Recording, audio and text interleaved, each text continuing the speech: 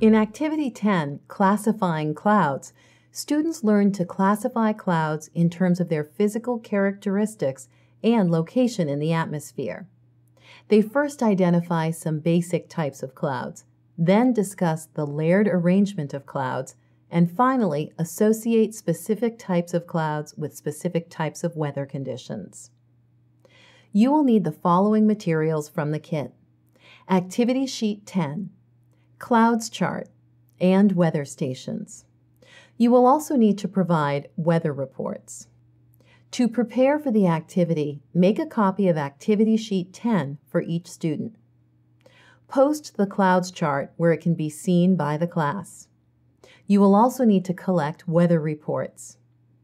Each team of 2 will need their weather station. To begin the activity, ask students, do all clouds look the same? Almost every student will realize that there are different types of clouds and not all clouds look the same. Have students recall how a cloud is formed through the process of evaporation, convection, then condensation on nuclei. Inform students that there are different types of clouds, all of which are formed basically the same way.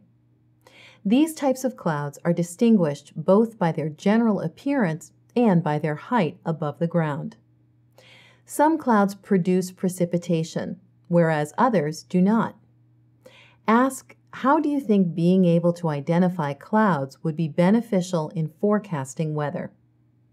Once a certain weather condition becomes associated with a certain type of cloud, seeing that cloud formation should lead you to forecast the appropriate weather. Explain that in this activity, students will learn to identify several basic types of clouds and what types of weather each generally brings. Refer to the clouds chart and tell students that almost all clouds form in the lower 10 to 12 kilometers of the atmosphere. This area is called the cloud layer. Point out the cirrus clouds on the clouds chart. Explain that cirrus clouds form at the highest part of the cloud layer, where the air is much colder. Because of this, cirrus clouds are made up almost completely of ice crystals. Cirrus clouds generally occur in fair weather. However, wispy strands of cirrus clouds often warn of an approaching warm front and probably a storm system. Point out the cumulus clouds on the clouds chart. Explain that cumulus clouds appear puffy and form in the middle part of the cloud layer, and that they almost always mean fair weather. But when these clouds pile up to form a huge vertical tower, they are called cumulonimbus clouds. Cumulonimbus clouds are the type that brings summer storms, usually with thunder, lightning, and strong winds. Explain that nimbus is the Latin word for rainstorm.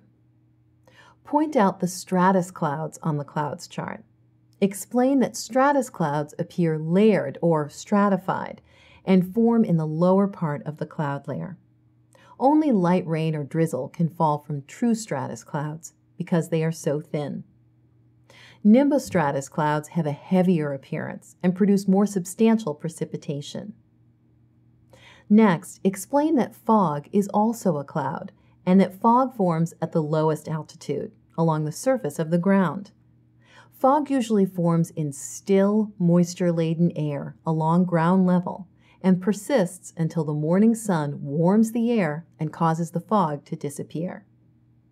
Distribute a copy of Activity Sheet 10 to each student. Have students identify the cloud formations in questions 1 through 3 and then have them answer questions 4 and 5. Instruct students to retrieve their weather stations and secure their newest weather report on top of the other weather reports in the bottom center of the station. Finally, lead a discussion comparing yesterday's forecast with today's actual weather. To conclude the activity, have the students return their weather stations to the designated areas. For science background, reinforcement activities, curriculum connections, and information about the Delta Science Reader, please consult your DSM Teacher's Guide.